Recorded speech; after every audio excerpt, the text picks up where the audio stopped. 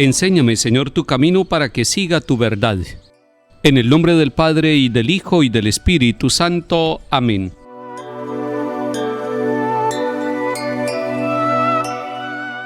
Lectura del segundo libro de Samuel, capítulo 15. En aquellos días uno llevó esta noticia a David: los israelitas se han puesto de parte de Absalón. Entonces David dijo a los cortesanos que estaban con él en Jerusalén: Ea, huyamos, que si se presenta Absalón no nos dejará escapar.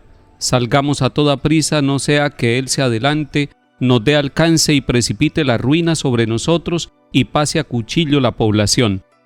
David subió la cuesta de los Olivos, la subió llorando, la cabeza cubierta y los pies descalzos, y todos sus compañeros llevaban cubierta la cabeza y subían llorando. Al llegar el rey David a Bahurín, salió de allí uno de la familia de Saúl llamado Semeí, hijo de Gerá, insultándolo según venía, y empezó a tirar piedras a David y a sus cortesanos. Toda la gente y los militares iban a derecha y a izquierda del rey y le maldecía: Vete, vete, asesino, canalla, el Señor te paga la matanza de la familia de Saúl, cuyo trono has usurpado. El Señor ha entregado el reino a tu hijo Absalón, mientras tú has caído en desgracia porque eres un asesino. Abisai, hijo de Zeruyá, dijo al rey: Ese perro muerto se pone a maldecir a mi señor, déjame ir allá y le corto la cabeza. Pero el rey dijo: No os metáis en mis asuntos, hijos de Zeruyá, dejadle que maldiga, que si el Señor le ha mandado que maldiga a David, ¿quién va a pedirle cuentas? Luego dijo David a Abisai y a todos los cortesanos: Ya veis, un hijo mío salido de mis entrañas intenta matarme, y os extraña ese benjaminita. Dejadlo que me maldiga, porque se lo ha mandado el Señor. Quizá el Señor se fije en mi humillación y me pague con bendiciones estas maldiciones de hoy. David y los suyos siguieron su camino. Palabra de Dios. Te alabamos, Señor.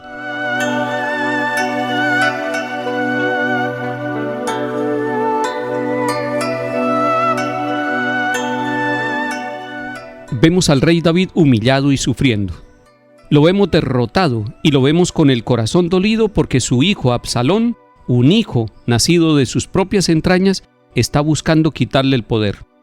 Se está cumpliendo lo que Dios le había dicho después de su pecado, que de su propia familia saldría su ruina, y eso lo hace sufrir porque es un pecado desde la misma familia, son los de la propia casa los que lo están persiguiendo a él, y eso lo hace sufrir doblemente.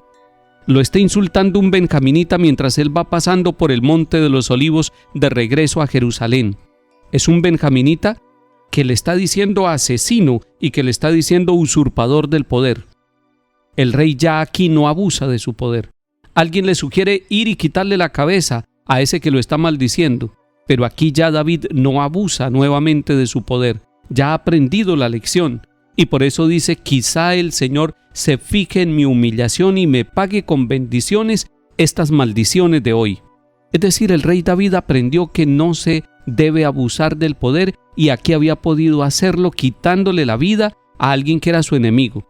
Y es que aplicando esta palabra para nuestra vida tenemos que decir que la solución de los problemas que nosotros tenemos en el ambiente social y en la relación con las personas no se soluciona quitándole la vida al otro, ni siquiera al que nos insulta, ni siquiera al que nos agrede.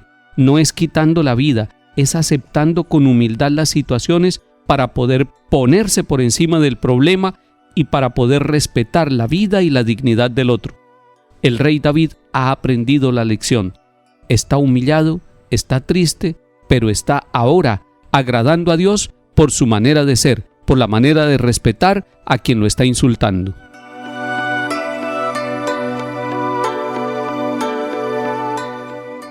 Salmo 3. Señor, ¿cuántos son mis enemigos? ¿Cuántos se levantan contra mí? ¿Cuántos dicen de mí, ya no lo protege Dios? Pero tú, Señor, eres mi escudo y mi gloria. Tú mantienes alta mi cabeza. Si grito invocando al Señor, Él me escucha desde su monte santo. Puedo acostarme, dormir y despertar, el Señor me sostiene. No temeré al pueblo innumerable que acampa a mi alrededor.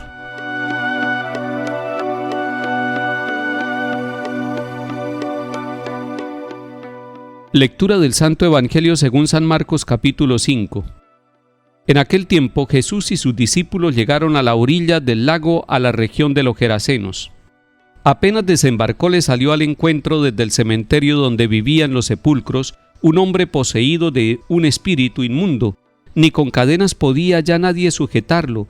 Muchas veces lo habían sujetado con cepos y cadenas, pero él rompía las cadenas y desataba los cepos, y nadie tenía fuerza para domarlo.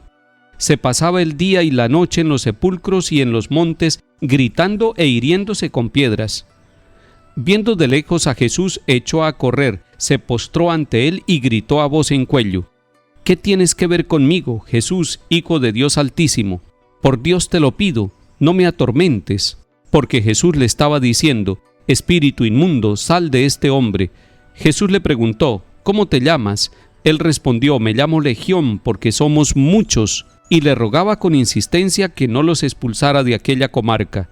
Había cerca una gran piara de cerdos osando en la falda de un monte. Los espíritus le rogaron: déjenos ir a meternos en los cerdos. Él se lo permitió. Los espíritus inmundos salieron del hombre y se metieron en los cerdos, y la piara, unos 2000, se abalanzó acantilado abajo al lago y se ahogó en el lago. Los porquerizos echaron a correr y dieron la noticia en el pueblo y en los cortijos, y la gente fue a ver qué había pasado.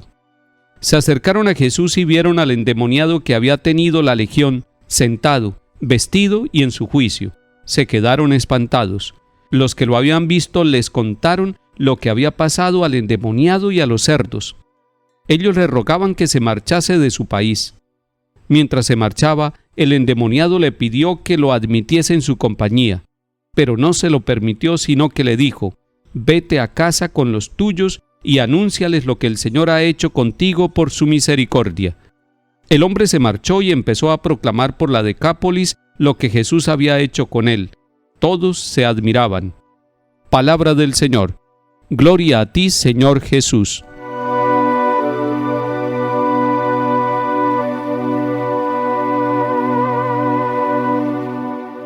El capítulo 5 de San Marcos nos muestra a Jesús cumpliendo su misión en una región de paganos, es decir, fuera del pueblo de Israel.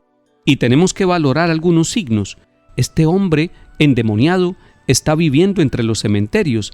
Nadie vive en un cementerio. A nadie se le ocurre vivir entre los muertos, pero este hombre sí, es pagano. Pero además, al ver a Jesús, sale corriendo y le pide que no lo atormente. Jesús está liberando a este hombre pagano. Es que Jesús vino a liberar no solamente a los del pueblo de Israel, sino a toda la humanidad. Después de que Jesús realiza el milagro de liberarlo y los espíritus inmundos van a posarse con los cerdos, después de eso viene una tragedia en la región. Una tragedia porque ellos están valorando más a los cerdos que a la persona. El endemoniado le pide a Jesús acompañarlo por el camino. Jesús no se lo permitió. Le dice: vete a casa con los tuyos y anúnciales lo que el Señor ha hecho contigo por su misericordia. Es decir, la misericordia del Señor llega incluso al mundo pagano y transforma la vida de los paganos. Ustedes dirán: menos mal que nosotros no somos paganos, menos mal que nosotros sí conocimos al Señor, menos mal que nosotros somos iglesia, menos mal que somos el pueblo de Dios.